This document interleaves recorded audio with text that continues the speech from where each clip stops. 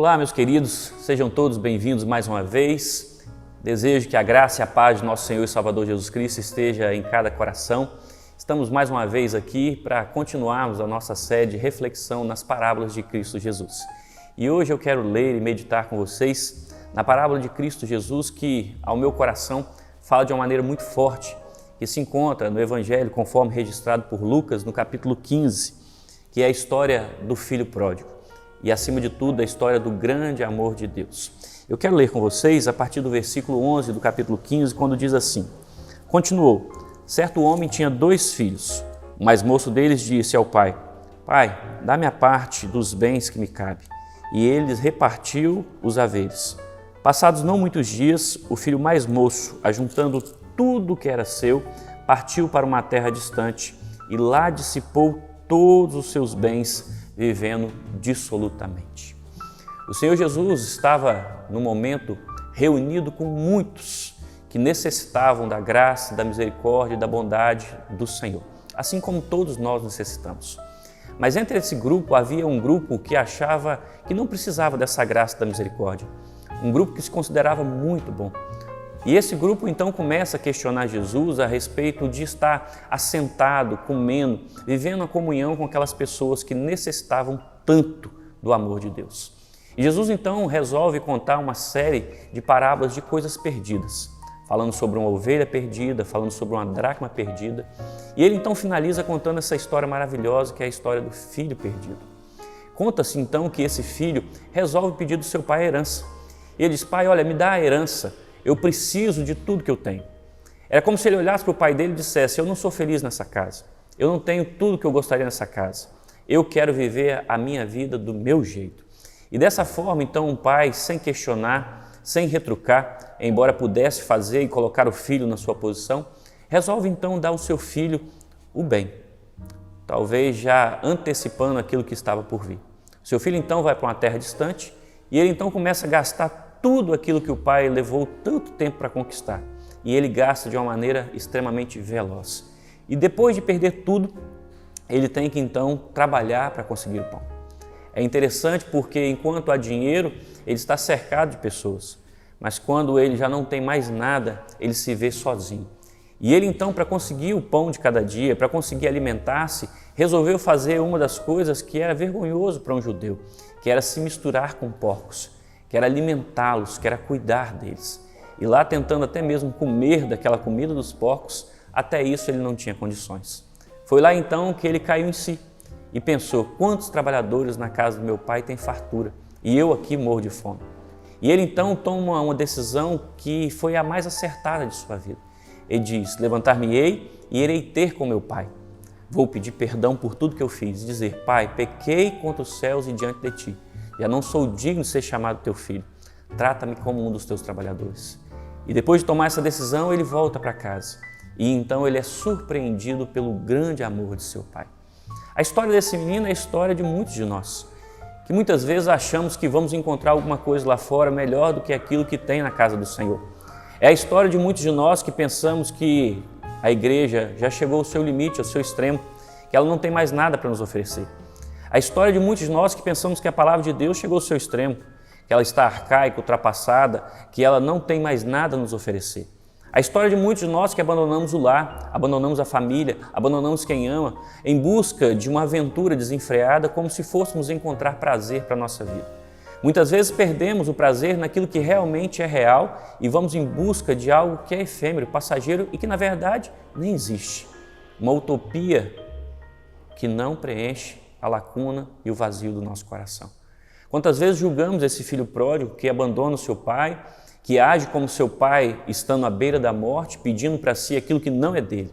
E muitas vezes nós fazemos a mesma coisa, abandonando o nosso Deus, abandonando o nosso Pai Celeste, fugindo para esse mundo, vivendo os nossos prazeres, vivendo dissolutamente, até que quando tudo acaba, ou no nosso caso, não só o dinheiro, mas a mesma coisa com a saúde, a mesma coisa com a alegria, a mesma coisa com a paz, e então vamos perceber que nós éramos felizes e não sabíamos.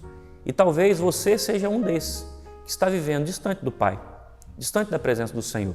Ou talvez você nem tenha saído, mas esteja considerando que a casa do Senhor já é algo ultrapassado, algo que não te dá prazer. Ou talvez considerando que o seu relacionamento conjugal, talvez a sua vida familiar já é algo que não te dá prazer e você está pensando em ir embora. Talvez esteja na hora de você reavaliar. Mas talvez você é alguém que já saiu e está distante. Distante de Deus, distante da casa do Pai. Talvez você tenha sido alguém que tenha sido muito frutífero e produtivo lá no início da sua jornada, no início da sua juventude. E de repente você começou a almejar uma profissão, um status, começou a querer buscar algo diferente e abandonou o caminho do Senhor. Talvez esse seja o momento de você fazer como aquele menino e dizer: Pai, pequei contra o céu e diante de Ti. Já não sou digno de ser chamado teu filho. Trata-me como um dos teus trabalhadores. E eu quero dizer para você que quando você voltar, você vai ter uma experiência maravilhosa. Porque a história continua e diz que esse pai não fica apenas assentado esperando seu filho. Embora ele esperasse todos os dias a vinda do seu pai, naquele dia ele não só esperou, como foi o encontro do seu pai. E o seu pai, correndo de uma maneira veloz, vai ao seu encontro, o abraça e o beija e sela a paz. Antes mesmo que aquele filho pedisse para ser tratado como um trabalhador, o seu pai olha para ele e diz assim: você é meu filho. E ele pede então para que lhe tragam sandálias novas, ele pede para que lhe traga um anel novo, ele pede para que traga uma roupa nova, ele pede para que seja então sacrificado o cordeiro para que haja uma festa, porque o que estava perdido foi achado.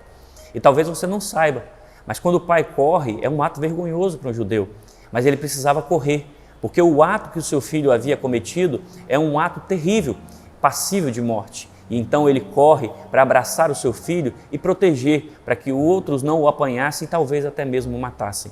Quando ele traz roupas novas, é porque o seu filho merece o melhor, merece uma nova jornada, um recomeço. Suas roupas rasgadas pela rua, sua roupa estragada pelo caminho, precisa ser colocada de lado e uma nova história precisa ser reconstruída. As sandálias novas representam a liberdade, porque somente uma pessoa livre usava sandálias. Os escravos andavam descalços e o seu filho não voltaria para casa como um escravo, mas agora sim, como um homem livre, livre até mesmo dos seus próprios prazeres, dos seus próprios desejos e vontades do coração. É preciso colocar um anel no dedo para que ele entenda que ele está naquela casa não como um trabalhador ou como um escravo, mas ele está ali como um filho verdadeiro, um filho legítimo, que um dia desejou não ser mais filho, mas que no coração do pai sempre era. E é preciso que tenha uma grande festa para celebrar o abraço e o beijo da reconciliação, o abraço e o beijo do amor. E eu quero dizer para você que é tempo de você voltar para casa se você está distante, porque o Pai está esperando por você, de braços abertos, pronto para te abraçar, pronto para te beijar, celebrando a graça, o amor, o perdão e a compaixão, bem como a sua misericórdia. O Pai está de braços abertos para te dar uma roupa nova, para esquecer o passado sujo, o passado perdido, largado, entre coisas que eu e você não deveríamos viver. Pronto para colocar uma sandália no nosso pé, para que a gente caminhe livre, sem medo, sem vergonha, sem pensamentos que possam nos trazer culpa ou tristeza com o nosso passado terrível. E Ele quer celebrar uma grande festa, porque quando eu e você estamos na casa do Pai, sempre é motivo de celebração. E talvez você esteja como os fariseus, dentro da casa, mas perdido, que é o caso do segundo filho, que talvez uma outra ocasião a gente partilhe. Mas seja como for, seja o filho perdido em casa, seja o filho perdido na rua, o Pai nos ama. E talvez a melhor forma de lembrar dessa parábola não seja como a parábola do filho pródigo, mas seja como a parábola do Pai que nos ama e que nos espera de braços abertos para nos abraçar. E se você está perdido, saiba que tem um Pai que está te procurando, assim como procurou a ovelha, assim como procurou a dracma, e está sempre pronto, te esperando de braços abertos como esse Pai. O nosso Pai nos ama e independente de tudo que eu e você tenhamos feito contra Ele, Ele continua esperando que nós voltemos para casa. Então volte para a casa do Pai. Que Deus abençoe sua vida, abençoe sua família e que eu e você sejamos filhos que saibamos valorizar a casa do Pai.